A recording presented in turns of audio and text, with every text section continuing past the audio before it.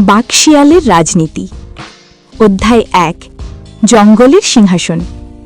অনেক বছর আগে গভীর এক জঙ্গলে সব প্রাণী মিলেমিশে বাস করত। সে জঙ্গলে ছিল রাজা সিংহ। বয়সের ভারে সিংহ দুর্বল হয়ে পড়ায় নতুন রাজা বাছাইয়ের সময় আসে। তখন বাঘ ও শিয়াল, দুই চতুর প্রাণী, সিংহাসনের দাবিদার হয়ে ওঠে। বাঘ ছিল বলবান, সাহসী আর ভয় দেখিয়ে শাসন করতে চাইত। সে বলতো, আমি প্রকৃত নেতা, আমার শক্তি আছে, গর্জন আছে, আমি শৃঙ্খলা ফিরিয়ে আনব। শিয়াল ছিল চতুর, কুটজাল, মিষ্টভাষী। সে বলতো, বল প্রয়োগে নয়, কৌশলে শাসন করতে হয়। আমি জনগণের প্রতিনিধি হব, তাদের কথা শুনব। জঙ্গলের প্রাণীরা বিভক্ত হয়ে পড়ে। কেউ বাঘের শক্তির পূজারী, কেউ শিয়ালের বুদ্ধির ভক্ত। ভোটের দিন ঘোষিত হয়। প্রাণীরা উৎসাহ নিয়ে ভোট দিতে যায়, কিন্তু কেউ জানে না এই ভোটও এক কুটচালের অংশ। বাঘ বনে বাঘই থাকে, আর শিয়াল সে বুদ্ধির কাছে নতজানু সবাইকে বাঁধতে জানে। অধ্যায় 2। ক্ষমতার খেলা। ভোটের ফলাফল আসে, কেবল এক কেসের ব্যবধানে বাঘ জিতে যায়। শিয়াল ফলাফল মানতে নারাজ। সে অভিযোগ তোলে, ভোটে কারচুপি হয়েছে, হরিণেরা ভয় পেয়ে বাঘকে ভোট দিয়েছে, আমি প্রকৃত নেতা। এতে বাঘ রুষ্ট হয়। সে বলে, জিতেছি আমি, এখন থেকে আমার রাজত্ব। তবে শিয়াল থেমে থাকে না। সে বনের প্রাণীদের মাঝে সন্দেহ ছড়ায়, এই বাঘ তোমাদের ভয় দেখিয়ে শাসন করবে। আজ হরিণ, কাল বানর, পরশু তিতিরের ওপর অত্যাচার হবে। বনের ভেতর আবার উত্তেজনা ছড়ায়। কেউ বাঘের পক্ষে স্লোগান তোলে, রাজা বাঘ জিন্দাবাদ।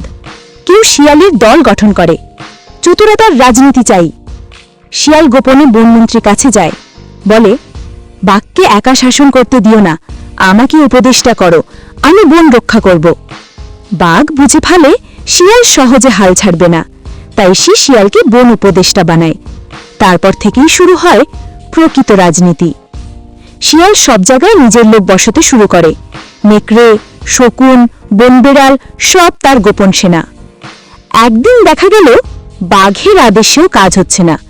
শিয়ালের ইঙ্গিত ছাড়া কেউ নড়ে না। রাজা বাঘ বুঝতে পারে, রাজা সে কাগজে, কিন্তু প্রকৃত শাসক শিয়াল।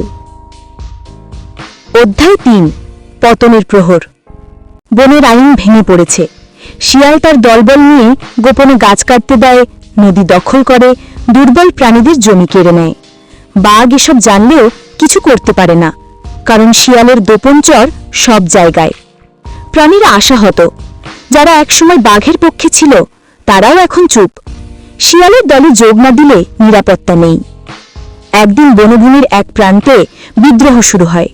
হরিণ, বানর, কাঠবিড়ালিরা বলে, আমরা সহ্য করব না, বাঘ শিয়ালের এই দৈরাক্যে বন ধ্বংস হচ্ছে। বিদ্রোহ দ্রুত ছড়িয়ে পড়ে। বাঘ ভাবে, এই সুযোগ, শিয়ালকে সরিয়ে আবার শক্ত হাতে শাসন করব। শিয়াল ভাবে, এ বিপদ, এখনই বাঘকে সরিয়ে নেতৃত্ব নিতে হবে। বাঘ শিয়ালকে বন্দী করার চেষ্টা করে, কিন্তু শিয়াল আগে থেকেই বাঘের খাদ্যে বিষ মিশিয়েছে। বাঘ অসুস্থ হয়ে পড়ে। প্রাণীরা ভাবে, এবার সত্যিকারের পরিবর্তন আসবে। কিন্তু পরের দিন দেখা যায় শিয়াল নতুন রাজা হয়েছে। সে হাসে, বলে, আমি সবসময় রাজা ছিলাম, শুধু সিংহাসনটা আজ আনুষ্ঠানিকভাবে আমার হলো। গল্পের মূল ভাবনা, জঙ্গল বদলায়, রাজা বদলায়, কিন্তু রাজনীতি বদলায় না। শক্তি আর চাতুর্যের এই খেলা শুধু রাজার উপদেষ্টার নয়, এটা গোটা সমাজের আয়না। প্রশ্ন হলো, আমরা কি শুধু দর্শক থাকব, নাকি একদিন এই রাজনীতির ছক ভেঙে সত্যিকারের নেতৃত্ব খুঁজে নেব?